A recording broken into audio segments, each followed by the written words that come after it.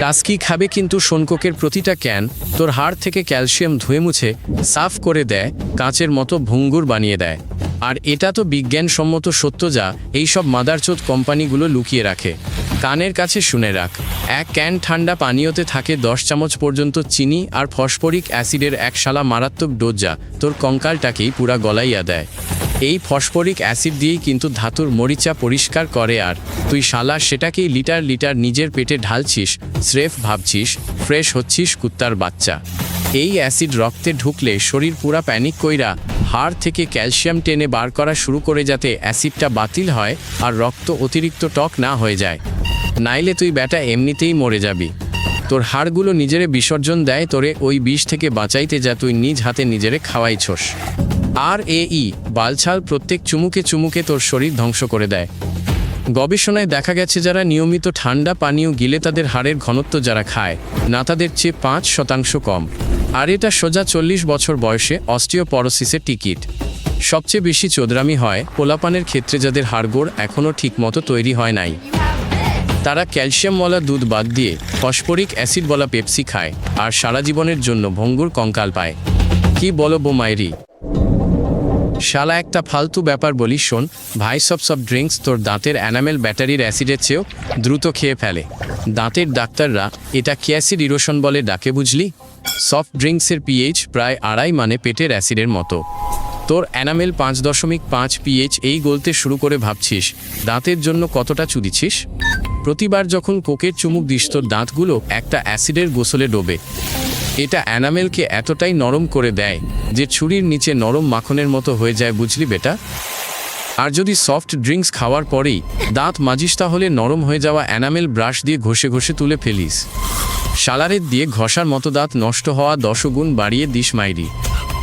ডাক্তাররা soft drinks খোরদের মধ্যে এক বিশেষ ধরনের দাঁতের ক্ষয় দেখে যেটাকে তারাকোলা ইরোশন বলে।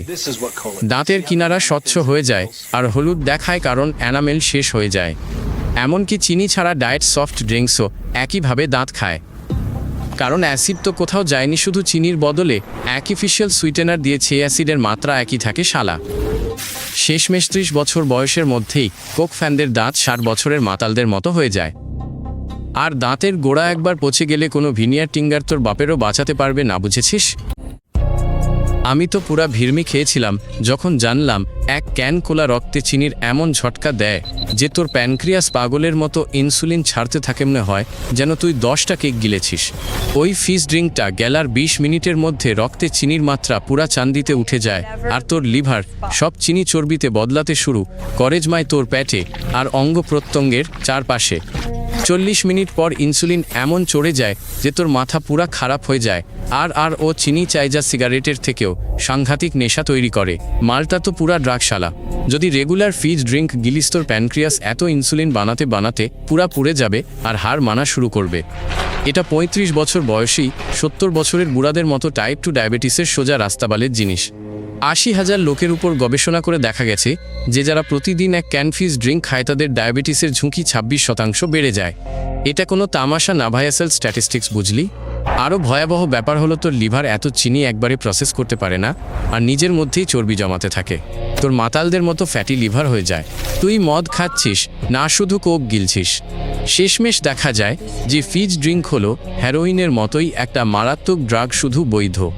এটা নেশা ধরায়, অঙ্গ প্রত্যঙ্গ নষ্ট করে আর আস্তে আস্তে তোকে শেষ করে। কিন্তু খেতে দারুণ মজা।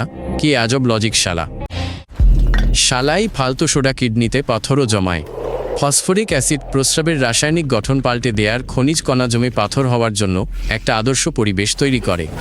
নিয়মিত কোক গিললে কিডনিতে ক্যালসিয়াম অক্সালেট ক্রিস্টাল জমা শুরু হয়, যা আস্তে আস্তে আখরোটের সমান পাথর হয়ে যায়। তারপর ওইগুলো মূত্রনালী দিয়ে বের হয়। ভাব তোর 8 মিলিমিটারের একটা পাথর 3 মিলিমিটারের ফুটো দিয়ে মুতে বের করতে হবে। এই যন্ত্রণায় মানুষ বেহুশ হয়ে চিৎকার করতে করতে অ্যাম্বুলেন্সে ওঠে। মাথাটা একদম খারাপ হয়ে যায় শালা। 2 লাখ নার্সকে নিয়ে করা একটা গবেষণায় দেখা গেছে যে সব মাইয়ারা দিনে 2টার বেশি কোকের ক্যান খায় তাদের কিডনিতে পাথর হওয়ার ঝুঁকি 31% বেড়ে যায়। আর পুরুষদের ক্ষেত্রে তো এই সংখ্যাটা আরও বেশি। তবে সবচেয়ে ভয়ঙ্কর ব্যাপারটা হলো পাথর হওয়াটা একবারে শেষ হয় না। যদি একবার তোর পাথর হয় তাহলে 50% সম্ভাবনা আছে যে আগামী 5 বছরের মধ্যে আবার হবে, মানে এটা কষ্টের এক অনন্ত চক্র। ডাক্তাররা বলে আল্ট্রাসাউন্ডে পাথর ভাঙানোর অপারেশন একটা সেকেন্ড হ্যান্ড গাড়ির দামের সমান।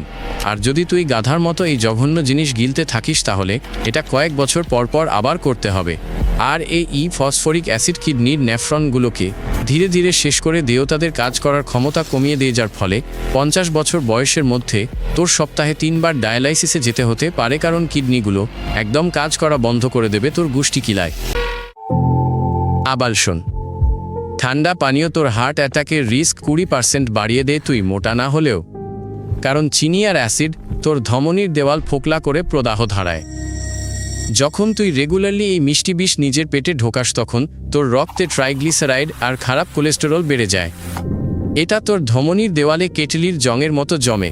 এই সব বালছাল জমে রক্তনালী আস্তে আস্তে সরু হয়ে যায়। একদিন একটা খুলে গিয়ে হার্টে যাওয়া ধমনী বন্ধ করে দেয়। তখন তুই সোজা হার্ট অ্যাটাক পেয়ে মরিস নিজের ডেস্কে বসেই। হার্ভার্ড ইউনিভার্সিটির 40,000 পুরুষের উপর একটা রিসার্চে দেখা গেছে যারা রোজ ঠান্ডা পানীয় খায় তাদের হার্ট অ্যাটাকে মরার চান্স 20% বেশি। এরা খায় না তাদের থেকে। আর শালা ঠান্ডা পানীয় ব্লাড প্রেশারও বাড়ায়, কারণ এর সোডিয়াম আর ক্যাফেইন হার্টকে লুব্রিকেট ছাড়া ইঞ্জিনের মতো ওভারটাইম খাটিয়ে মারে আর সেটার আয়ু তাড়াতাড়ি শেষ হয়ে যায়। সবচেয়ে জঘন্য ব্যাপার হলো এই সব মাচোদ কাণ্ড বছরের পর বছর চুপচাপ চলে। তুই কোক খাস, ফিলিংস ভালো থাকে, কিন্তু ভিতরে তোর শিরাগুলো আস্তে আস্তে নোংরা দিয়ে আটকে যায় যতক্ষণ না শেষ দিনটা আসে। তার মানে ঠান্ডা পানীয়ের প্রতিটা বোতল তোর হার্ট অ্যাটাকের দিকে একটা ছোট স্টেপ। আর তুই রোজ এই স্টেপগুলো নিচ্ছিস, ভাবছিস শুধু একটা ড্রিঙ্কস। কি সাংঘাতিক ইয়ার, কি বলতো বল। চ্যানেলের অন্য ভিডিওগুলো দেখ, তোর মাথা আরও বিগড়ে যাবে।